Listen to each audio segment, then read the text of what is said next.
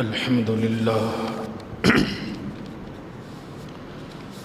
الحمد لله نحمده ونستعينه ونستغفره ونؤمن به ونتوكل عليه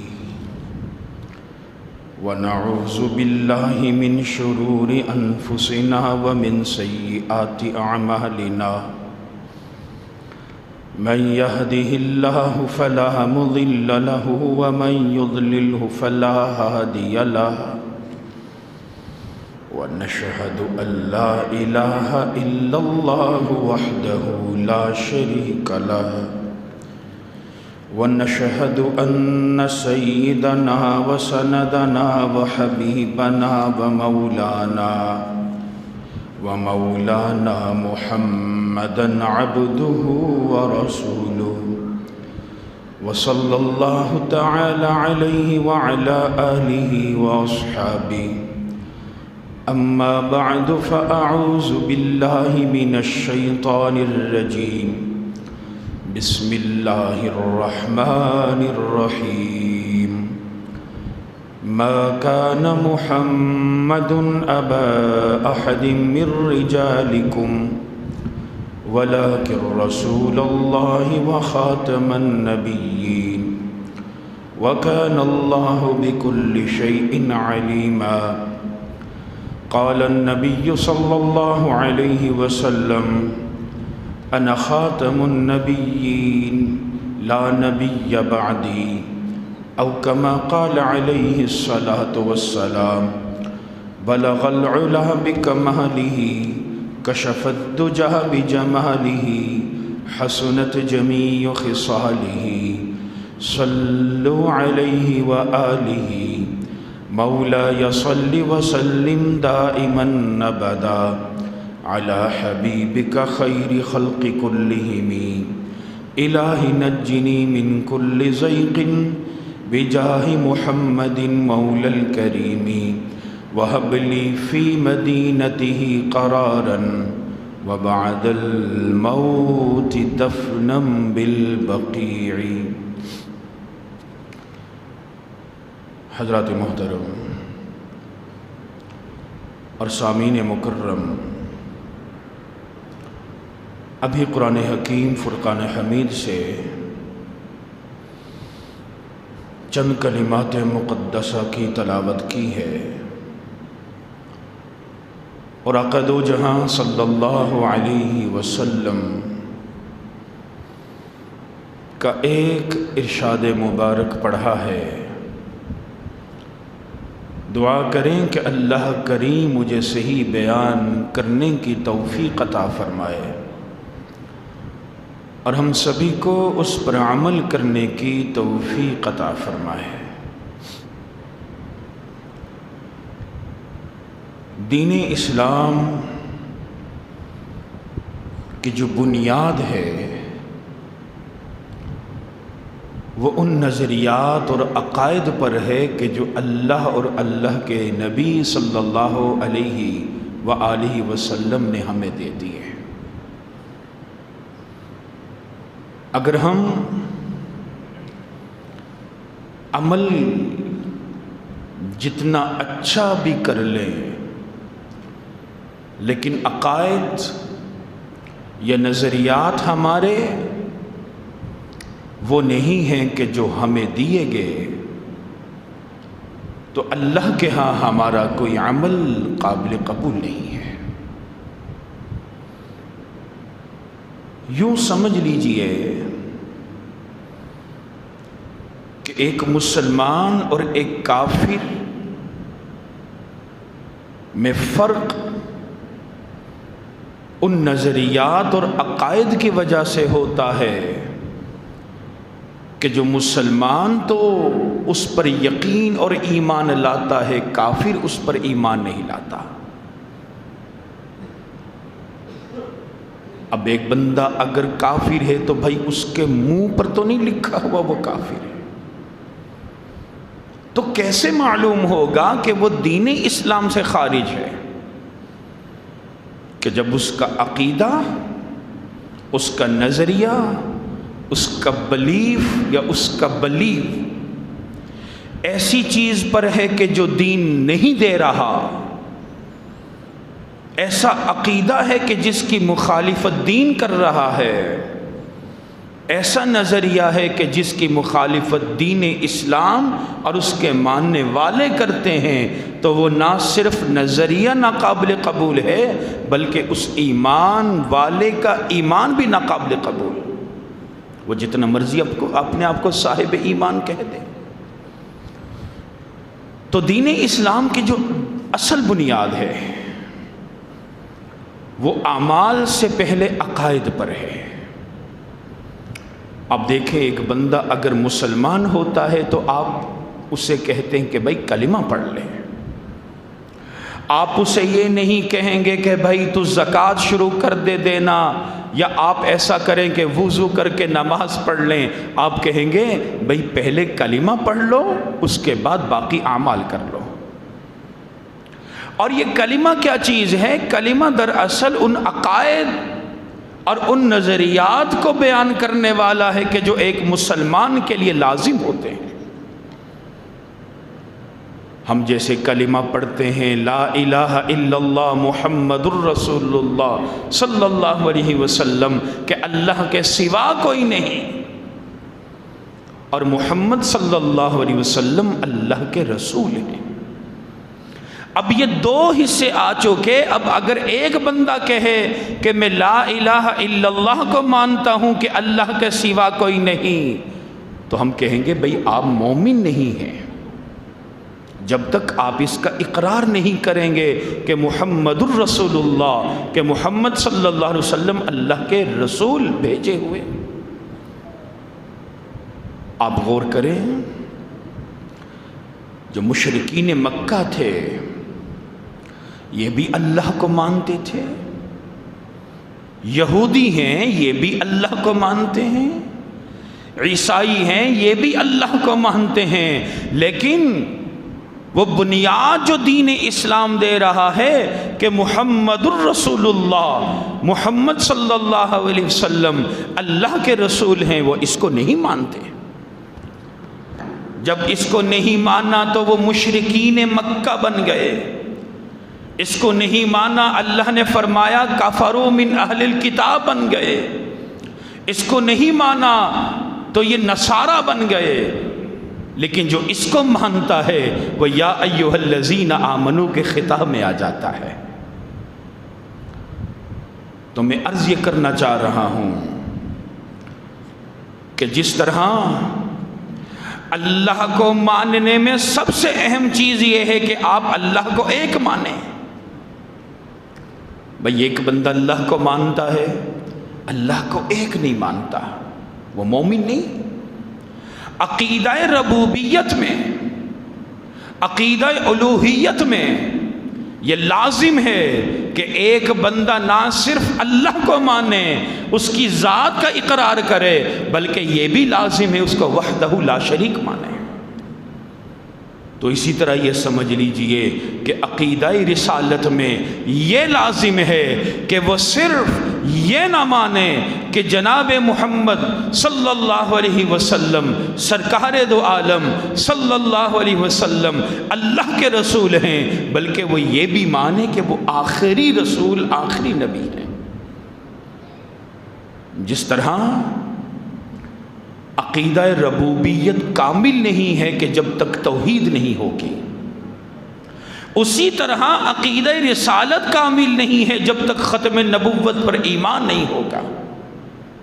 اس لیے رب کائنات نے خود فرما دیا، فرمایا ما کان محمد ابا احد من رجالکم ولکن رسول اللہ وخاتم النبیین، کہ محمد صلی اللہ علیہ وسلم تم میں سے کسی مرد کے باپ نہیں ہیں، ان کا کوئی بیٹا نہیں،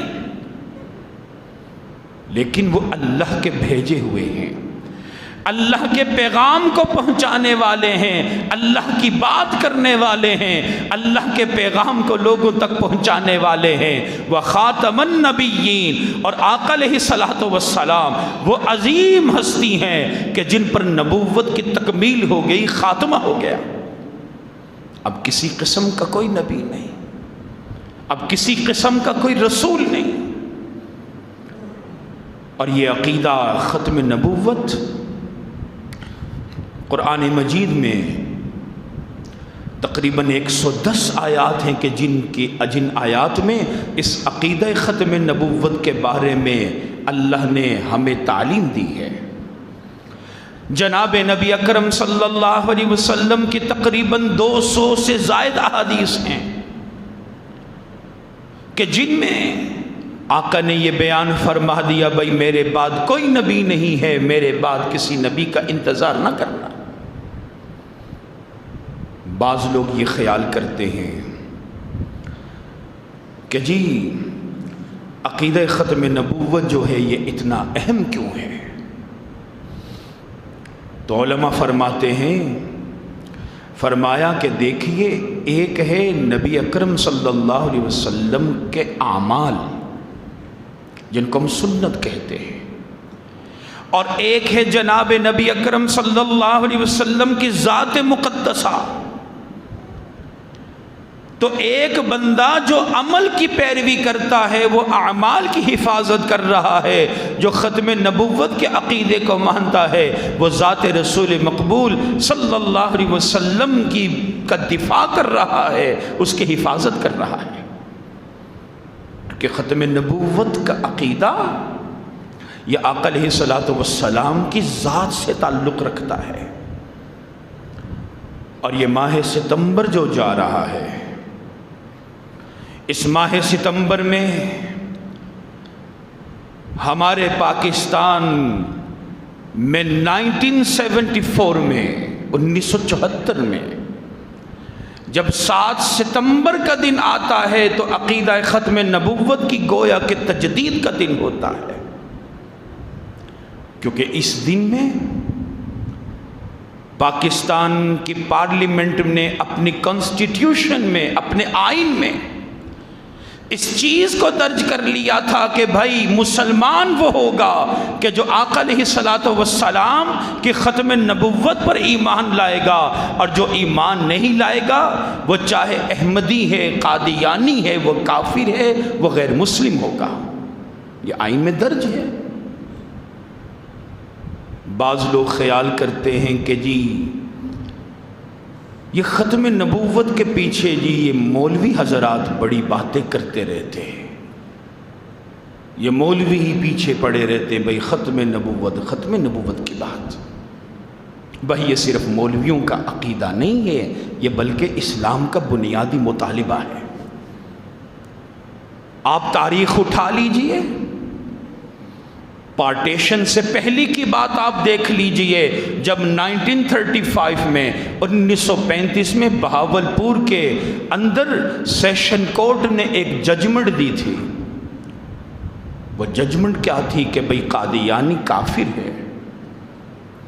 آپ اس کے بعد خود غور کریں، جب 1974 میں ہمارے آئین پاکستان میں آرٹیکل 260 کو اس میں امینڈمنٹ کی گئی، اس میں ترمیم کی گئی، اس سے بھی ثابت ہوتا ہے کہ بھئی یہ غیر مسلم ہے۔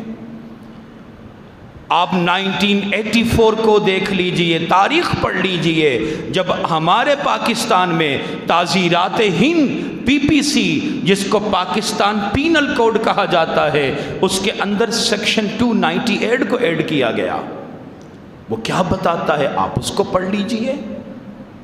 آپ اس سے بھی آگے چلے جائیں، آپ لاہور ہائی کورٹ کے جسٹس رفیق تاڑر اور مرحوم ان کی ججمنٹ کا مطالعہ کر لیجئے جو 1987 میں انہوں نے دی تھی۔ آپ اس سے بھی آگے چلے جائیں، بلوچستان ہائی کورٹ میں جب جسٹس امیر الملک مینگل نے 1988 میں ججمنٹ دی تھی، آپ اس کا مطالعہ کر لیجئے۔ آپ اس سے بھی آگے چلے جائیں، جب بعد ازاں لاہور ہائی کورٹ کے 2 محترم ججز نے، ایک خلیل الرحمان اور ایک جسٹس میاں نذیر اختر نے 1992 میں ججمنٹ دی، آپ اس کا مطالعہ کر لیجئے۔ پھر آپ سپریم کورٹ کے فل بینچ کا فیصلہ، اس کی ججمنٹ جو 1993 میں دی گئی، آپ اس کا مطالعہ کر لیجئے۔ آپ یہ سارے ججمنٹ کو چھوڑ کر آپ اقوام متحدہ کے فیصلے کو دیکھ لیجئے کہ جو انسانی حقوق کمیشن میں قادیانیوں نے اپنے خلاف قوانین پر نظر ثانی کی بات کی تھی، تو اقوام متحدہ نے 1988 میں 1988 میں اس وقت کے جسٹس پیر کرم شاہ الازہری رحمت اللہ علیہ کے موقف کو سامنے رکھ کر یہ بات کی تھی کہ بھئی پاکستان نے جو قوانین بنائے یہ بالکل درست ہیں، ہم موقف تسلیم کرتے ہیں۔ بھئی یہ صرف مولوی نہیں پڑے ہوئے، یہ مسلمانوں کا بنیادی مطالبہ ہے۔ اور ہمارا پاکستان یہ اس کائنات میں سب سے پہلی جمہوری ریاست ہے کہ جس نے سب سے پہلے یہ آواز اٹھائی تھی اور اپنے آئین کے اندر اس چیز کو تحریر کر دیا تھا۔ اس کے بعد باقی اسلامی ممالک نے اس چیز کو لیا۔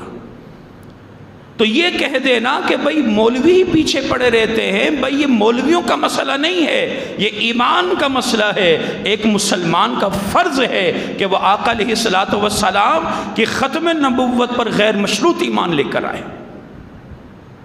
اور وہ ختم نبوت کہ جس کے بارے میں مولانا انور شاہ کشمیری رحمت اللہ علیہ بیان فرماتے تھے، فرمایا اگر ختم نبوت کا کام کسی مسلمان نے کر لیا، اس کی آواز بلند کر لی، لوگوں کو آگاہ کر دیا، فرمایا اللہ کی طرف سے میرے دل میں یہ الہام آ چکا ہے کہ اللہ اس کی مغفرت لازمی کر دے گا۔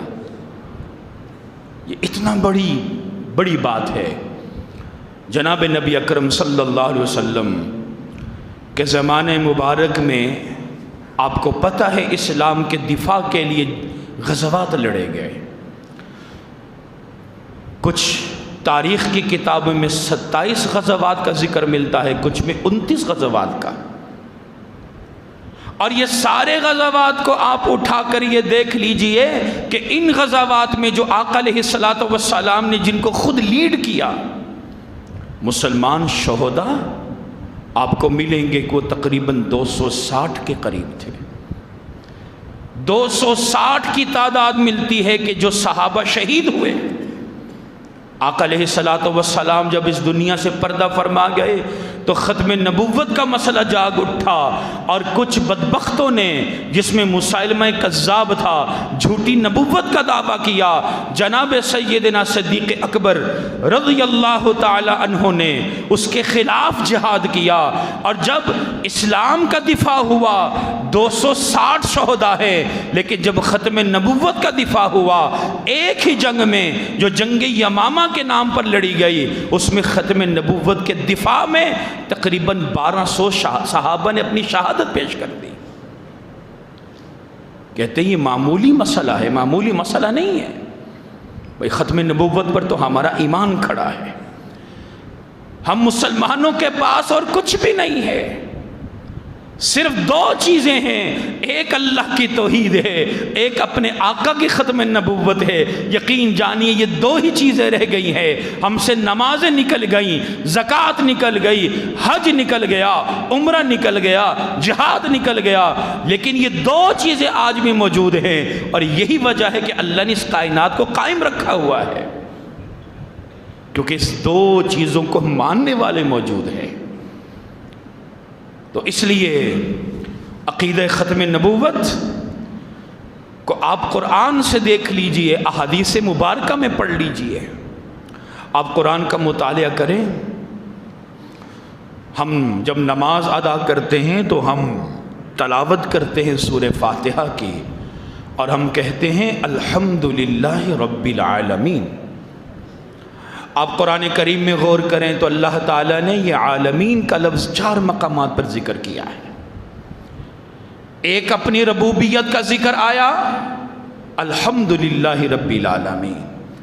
قرآن کا ذکر آیا، ان ہوا الا ذکر للعالمین، بیت اللہ کا ذکر آیا، ان اول بیت وضع للناس للذی ببکۃ مبارکا وہدی للعالمین۔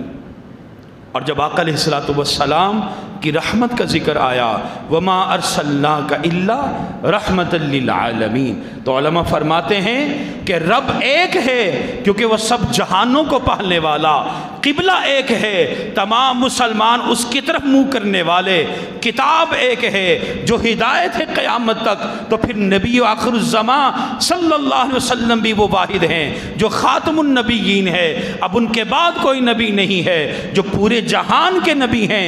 اب کسی نے ہدایت لینی ہے تو ان کے قدموں سے ملے گی، اگر کسی نے سیدھا راستہ لینا ہے ان کے قدموں سے ملے گا۔ تو یہ دراصل ختم نبوت ہے، یہی تو اصل میں اس بات کا اقرار ہے کہ جناب نبی اکرم صلی اللہ علیہ وسلم کے بعد اب کسی قسم کا کوئی نبی نہیں آئے گا۔ اور کیوں نہیں آئے گا؟ کیونکہ کسی قسم کے نبی کی ضرورت ہی نہیں ہے، یہ ہو ہی نہیں سکتا کوئی نبی آئے۔ جو جناب نبی اکرم صلی اللہ علیہ وسلم نے خود بیان فرما دیا، انا خاتم النبیین لا نبی بعدی، فرمایا میں آخری نبی ہوں، میرے بعد کوئی نبی نہیں۔ اور دیکھیے جو حضور اکرم صلی اللہ علیہ وسلم کے بعد کسی بھی نبی کو مانتا ہے وہ دراصل کیا کہنا چاہ رہا ہے؟ آپ ذرا اس کی لوجک کو سمجھ جائیں۔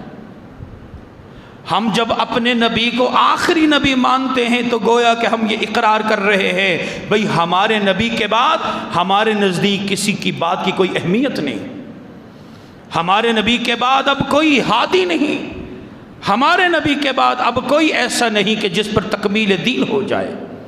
لیکن جو ہمارے نبی کے بعد کسی کو مانے گا گویا کہ وہ یہ اقرار کرنا چاہ رہا ہے کہ نعوذ باللہ العیاذ باللہ ہمارے نبی کی تعلیمات میں کوئی خامی تھی، وہ بعد میں آنے والے نے پوری کی۔